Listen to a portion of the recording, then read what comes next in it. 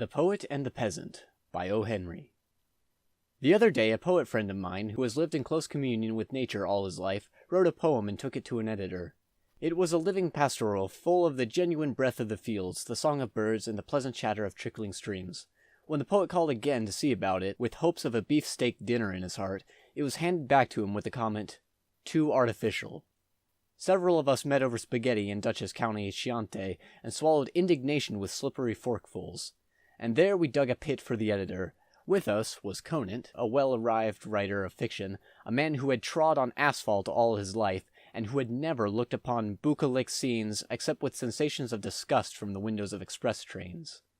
Conant wrote a poem and called it The Doe and the Brook.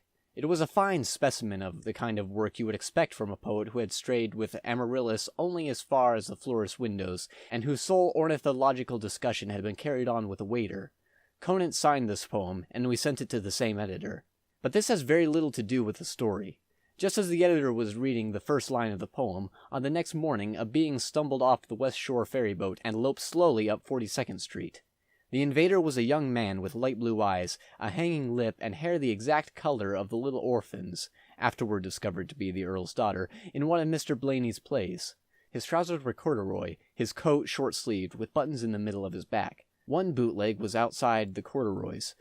You looked expectantly, though in vain, at his straw hat for ear-holes, its shape inaugurating the suspicion that it had been ravished from a former equine possessor. In his hand was a valise. Description of it is an impossible task. A Boston man would not have carried his lunch and law books to his office in it. And above one ear, in his hair, was a wisp of hay, the rustic's letter of credit, his badge of innocence, the last clinging touch of the Garden of Eden lingering to shame the gold-brick men. Knowingly, smilingly, the city crowds passed him by. They saw the raw stranger stand in the gutter and stretch his neck at the tall buildings. At this they ceased to smile, and even to look at him. It had been done so often. A few glanced at the antique valise to see what coney attraction or brand of chewing gum he might thus be dinning into his memory. But for the most part he was ignored. Even the newsboys looked bored when he scampered like a circus clown out of the way of cabs and streetcars. At 8th Avenue stood Bunko Harry, with his dyed mustache and shiny, good-natured eyes. Harry was too good an artist not to be pained at the sight of an actor overdoing his part. He edged up to the countryman, who had stopped to open his mouth at a jewelry store window, and shook his head. "Too thick, pal," he said critically. "Too thick by a couple of inches. I don't know what your lay is, but you've got the properties too thick. That hay, now, why, they don't even allow that on Proctor's Circuit anymore." "I don't understand you, mister," said the green one. "I'm not looking for any circus. I've just run down from Ulster County to look at the town, bein' that the hayin's over with. My, but it's a whopper. I thought Poughkeepsie was some pumpkins, but this here town is 5 times as big." "Oh well," said Bunko Harry, raising his eyebrows. "I didn't mean to butt in. You don't have to tell. I thought you ought to tone down a little, so I tried to put you wise. Wish you success at your gaff, whatever it is. Come and have a drink, anyhow." "I wouldn't mind having a glass of lager beer," acknowledged the other. They went to a cafe frequented by men with smooth faces and shifty eyes, and sat at their drinks. "I'm glad I come across you, mister," said Haylox. "How do you like to play a game or two of 7-Up? I've got the keards." He fished them out of Noah's valise, a rare, inimitable deck, greasy with bacon suppers and grimy with the soil of cornfields. Bunko Harry laughed loud and briefly. "Not for me, sport," he said firmly. "I don't go against that make-up of yours for a cent. But I still say you've overdone it. The Rubes haven't dressed like that since '79. I doubt if you could work Brooklyn for a key-winding watch with that layout." "Oh, you needn't think I ain't got the money," boasted Haylox. He drew forth a tightly rolled mass of bills as large as a teacup and laid it on the table. "Got that for my share of grandmother's farm," he announced. "There's $950 in that roll. Thought I'd come to the city and look around for a likely business to go into." Bunko Harry took up the roll of money and looked at it with almost respect in his smiling eyes. "I've seen worse," he said critically. "But you'll never do it with them clothes. You want to get light tan shoes and a black suit and a straw hat with a colored band, and talk a good deal about Pittsburgh and freight differentials, and drink sherry for breakfast in order to work off phony stuff like that." "What's his line?" asked 2 or 3 shifty-eyed men of Bunko Harry, after Haylox had gathered up his impugned money and departed. "The queer, I guess," said Harry. "Or else he's one of Jerome's men, or some guy with a new graft. He's too much hayseed. Maybe that his... I wonder now. Oh no, it couldn't have been real money."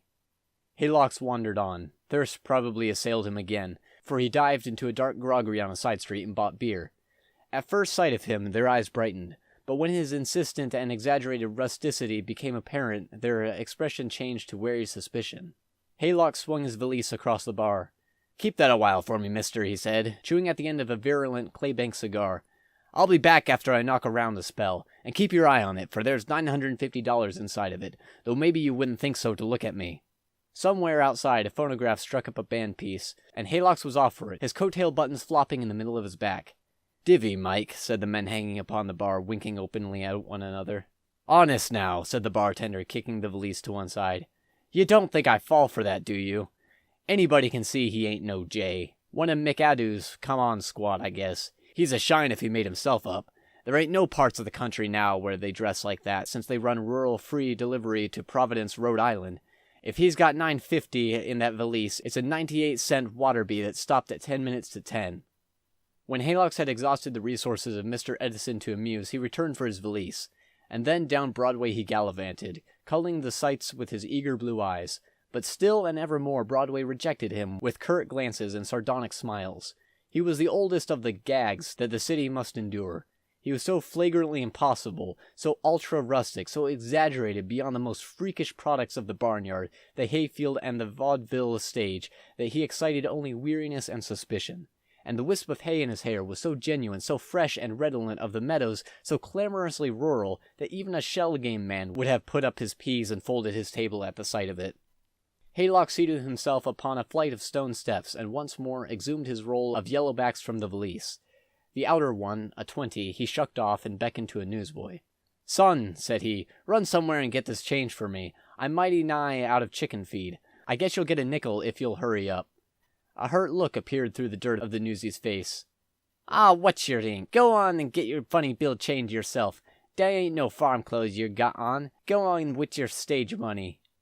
On a corner lounged a keen-eyed steerer for a gambling house. He saw Haylock's, and his expression suddenly grew cold and virtuous. "Mister," said the rural one, "I've heard of places in this here town where a fellow could have a good game of old sledge, or peg a card at Keno. I got $950 in this valise, and I come down from old Ulster to see the sights. Know where a fellow could get action on about $9 or $10? I'm going to have some sport, and then maybe I'll buy out a business of some kind." The steerer looked pained, and investigated a white speck on his left forefinger-nail. "Cheese it, old man," he murmured reproachfully. "The central office must be bug-house to send you out looking like such a gilly. You couldn't get within 2 blocks of a sidewalk crap game in them Tony Passer props. The recent Mr. Scotty from Death Valley has got you beat a cross-town block in the way of Elizabeth scenery and mechanical accessories. Let it be Skiddo for yours. Nay, I know of no gilded halls where one may bet a patrol wagon on the ace." Rebuffed once again by the great city that is so swift to detect artificialities, Haylock sat upon the curb and presented his thoughts to a whole conference. "It's my clothes," said he. "It must be. They think I'm a hayseed and won't have nothing to do with me. Nobody never made fun of this hat in Ulster County. I guess if you want folks to notice you in New York, you must dress up like they do." So Haylock went shopping in the bazaars, where men spake through their noses and rubbed their hands and ran the tape line ecstatically over the bulge in his inside pocket where reposed a red nubbin of corn with an even number of rows, and messengers bearing parcels and boxes streamed to his hotel on Broadway within the lights of Long Acre. At 9 o'clock in the evening, one descended to the sidewalk whom Ulster County would have forsworn. Bright tan were his shoes, his hat the latest block, his light gray trousers were deeply creased. A gay blue silk handkerchief flapped from the breast pocket of his elegant English walking coat. His collar might have graced a laundry window, his blond hair was trimmed close, the wisp of hay was gone. For an instant he stood, resplendent, with the leisurely air of a boulevardier, concocting in his mind the route for his evening pleasures.